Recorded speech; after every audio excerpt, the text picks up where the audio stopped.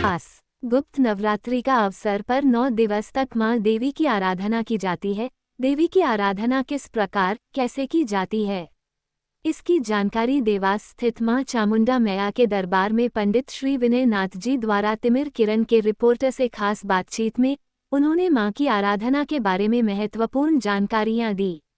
देखिए तिमिर किरण से अजय जोशी की खास रिपोर्ट।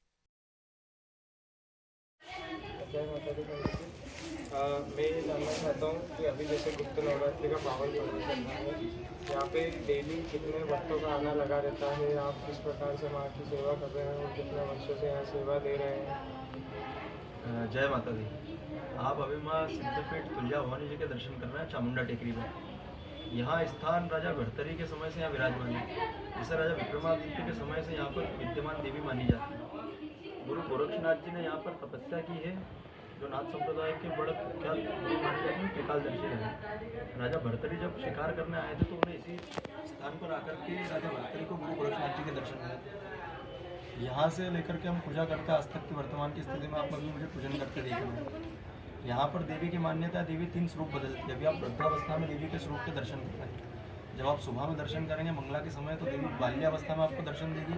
जब आप दोपहर में दर्शन करेंगे तो देवी आपको किशोरावस्था में दर्शन देगी। जैसा कि अभी आपने पूछा कि गुप्त नवरात्रि का जो पावन पर्व चल रहा है, पहले मोटे मोटे तौर पर लोगों को 2 ही नवरात्रि पता होते थे, शरादी और चैत्र नवरात्रि। परंतु धीरे धीरे धर्म जैसे जैसे जागरूक होते जा रहा है तो लोगों को गुप्त नवरात्रों का भी ज्ञान होते जा रहा है। नवरात्रि साल में 4 बार आते हैं। नवरात्रों में 3-3 महीने का गैप होता है। एक नवरात्र आता है जो जागृत आता है, दूसरा गुप्त नवरात्र आता है, फिर तीसरा जागृत नवरात्र आता है, चौथा गुप्त नवरात्र आता है। अभी आप उसी प्रकार की श्रेणी में तीसरा नवरात्र के दर्शन कर रहे हैं, गुप्त नवरात्रि।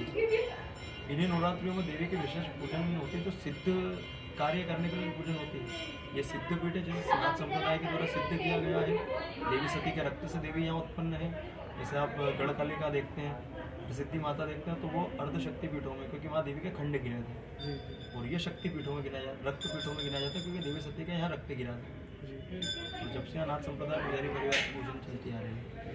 तो इसमें अगर जैसे कोई अगर सुबह दर्शन करता है, दोपहर दर्शन करता है, शाम को दर्शन करता है, तो तीनों दर्शन की क्या किस प्रकार से उसको जैसा कि आप मंगला के समय दर्शन करेंगे तो आपको लाभ तो तीनों समय एक जैसे ही मिलेंगे। सिद्धपीठ है, इसकी वजह से आपकी जो भी मनोकामना होती है वो बिना किसी काम के, बिना किसी पूजन पाठ के पूर्ण हो जाती है। और जैसा आप लाभ की बात कर रहे हो, तो जो आप तीनों टाइम दर्शन करते हैं तो आपको देवी के स्वरूप में परिवर्तन देखने को मिलेगा।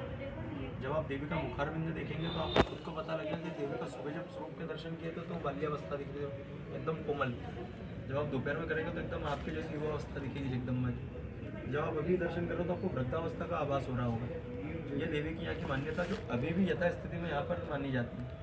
जिन माताओं को गर्भ की प्राप्ति नहीं होती, संतान की प्राप्ति नहीं होती, सालों से पुत्र की प्राप्ति नहीं है, पुत्री की प्राप्ति नहीं है, देवी को यहाँ बीड़े का भोग लगाया जाता है। बीड़े 5 पान का बीड़ा होता है, जिसका भोग माता जी को लगाया जाता है। देवी की इच्छा स्वेच्छा के अनुसार वो बीड़ा माता जी की इच्छा से ही, अगर माँ की इच्छा होगी तो मुख से माता जी का बीड़ा गिरेगा, अन्यथा वो माता जी के मुख में ही लगा रहेगा। इसका भी कोई समय होता है? इसका कोई समय नहीं, ये 365 दिन आप कर सकते हैं। अच्छा, क्योंकि देवी सिद्धपीठ है तो यहाँ पर उसकी कोई ऐसी मान्यता नहीं कि कुछ विशेष समय हो। आप कभी भी आएंगे तो बीड़ा आप लेकर के आएंगे तो वो जिला दिया जाएगा। ये आगे मान्यता है। सभी जगह आप सीधा स्वास्तिक देखते हैं या उल्टे स्वास्तिक की महत्वता है। और देवी का जागृत होने का प्रमाण अगर आप देखेंगे तो 1992 में यहाँ पर मोहन राव कलेक्टर थे, जिन्होंने देवी सती के जो कुंड होता है जिसमें देवी स्नान करते हैं, चामुंडा देवी आप जाएंगे तो वहाँ पर आपको कुंड मिलेगा देखने। उसे वो बोल रहा था कि ये कुंड की वजह से यहाँ जगह कम पड़ती है, अगर हम इसे बूढ़ देते तो श्रद्धालुओं के लिए जगह बड़ी मिल जाएगी इसमें। उन्होंने जैसे उस कुंड को बूढ़ने की कोशिश की तो मोहन राव कलेक्टर महोदय के बालक को अचानक ऐसी कुछ समस्या हुई कि वो बेहोश हो गया। और जब तक उन्होंने यहाँ आकर के माफ़ी नहीं मांग ली चामुंडा देवी से, जब तक उनका बालक होश में नहीं आया। विगत 15 दिन उसे इस अवस्था में लगे। और जब कुंड पूरने की पहली प्रोसेस हुई, पहली ईंट देवी के कुंड की गिरी, तो देवी ने अपना मुखारबिंद छोड़ दिया और 5 साल की कन्या के शरीर में आकर के बताया कि ये मेरा कुंड और इसमें मैं स्नान करती हूँ। ऐसा पूरी टेकरी पर 7 कुंड विराजमान है। यहाँ देवी सरस्वती, गंगा, यमुना, सरस्वती सभी देवियों के कुंड यहाँ पर विद्यमान मिलेंगे आपको, जो समय के अभाव में आकर धीरे धीरे विलुप्त हो गए यहाँ से।